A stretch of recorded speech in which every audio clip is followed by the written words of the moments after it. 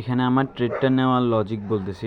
ট্রেডটা নিয়েছি, মার্কেট যেহেতু up trend, market higher high বানায় উপরের দিকে যাচ্ছে, তো মার্কেট হায়ার হাই বানায় এরপরে নিচে আসছে পুল ব্যাক জোন বানানোর জন্য। তো আমি পুল ব্যাক থেকে আপের জন্য ট্রেড নিয়েছি। আপনারা জানেন হয়তো পুল ব্যাক থেকে মার্কেট আসলে আপের দিকে যায়।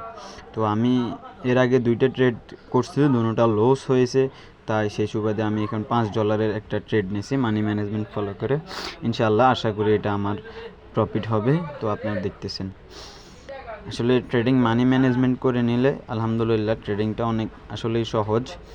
তো দেখি শেষ পর্যন্ত কি হয়।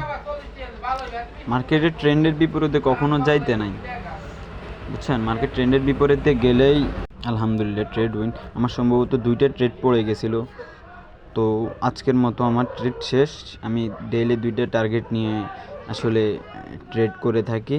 তো আজকে 2টা লুজ গেছে, পরবর্তীতে একটাতে আমার রিকভার হয়ে গেছে ইনশাল্লাহ। তো আজকের দিনে আমার ইনকাম হচ্ছে আপনার এই $5 মতো, আলহামদুলিল্লাহ।